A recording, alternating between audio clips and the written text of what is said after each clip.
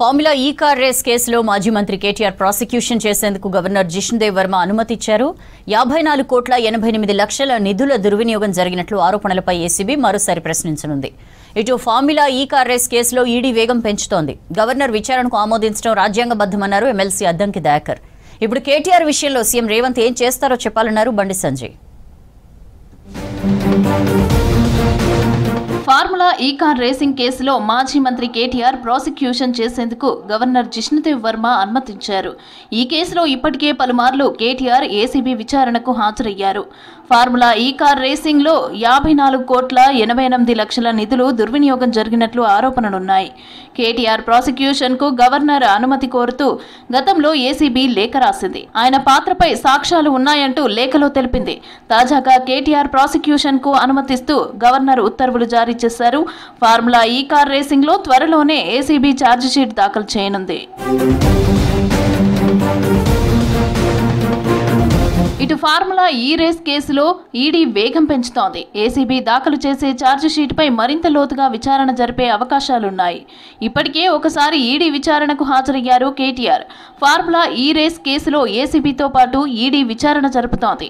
Money laundering జరిగిందన్న కోణంలో దర్యాప్తు చేస్తున్నారు ఈడీ అధికారులు.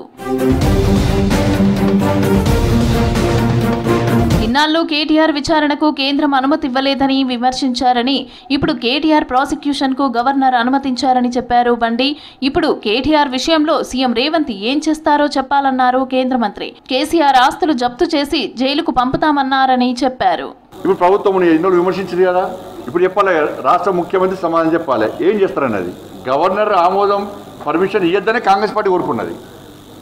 ఎందుకంటే బీజేపీని బదనాం చేయాలి. ఎందుకంటే వాళ్ళ మధ్యలో ఉన్నాయి కదా, దోస్తాను ఉంది కదా.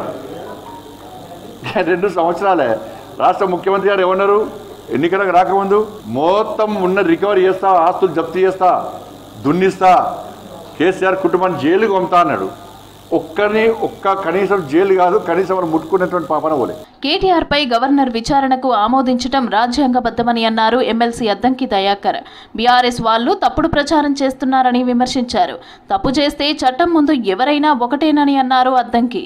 కేటీఆర్ చేసింది ముమ్మాటికి తప్పని భావించింది ప్రభుత్వం కాబట్టి కేసు పెట్టింది. చట్టబద్ధంగా న్యాయబద్ధంగా ఈరోజు చర్యలు తీసుకోవడానికి సిద్ధపడుతున్న క్రమంలో గవర్నర్ గారు ఇచ్చిన ఈ అనుమతి అనేది ప్రభుత్వాన్ని సపోర్ట్ చేసినట్టుగా, ప్రభుత్వం తీసుకుంటున్న చర్యలు న్యాయబద్ధమైనట్టుగా మనకు అర్థమవుతున్న పరిస్థితి. కాబట్టి ఇప్పటికైనా విచారణకు సహకరించి ఏ విధంగా ఎందుకు అలాంటి తప్పు చేయాల్సి వచ్చిందో విచారణ సంస్థల ముందు, ఏసీబీ ముందు కానీ కోర్టుల ముందు కానీ చెప్తే మంచిది. ఫార్ములా ఈ కార్ రేసులో దాదాపు 55 కోట్ల రూపాయలు అక్రమ చెల్లింపులు జరిగినట్టు 2024 డిసెంబర్ 19న కేటీఆర్ పై ఏసీబీ కేసు పెట్టింది. Senior IAS Aravind, engineer BLN Reddy నిందితులుగా ఉన్నారు. కేబినెట్ అనుమతి లేకుండానే విదేశీ కంపెనీకి చెల్లించినట్టు అభియోగాలున్నాయి. ఎన్నికల కోడ్ ఉన్న టైంలో విదేశీ కంపెనీకి నగదు భారీగా చెల్లింపులు చేశారు. మరోవైపు ఐఏఎస్ అరవింద్ కుమార్ ప్రాసిక్యూషన్ కు అనుమతి కేంద్రం దగ్గర పెండింగ్ లో ఉంది. ఇక ఈ కార్ రేస్ విచారణ లొట్టపీస్ కేసు అంటూ గతంలో ప్రభుత్వంపై అనేక సార్లు సెటైర్ వేశారు కేటీఆర్.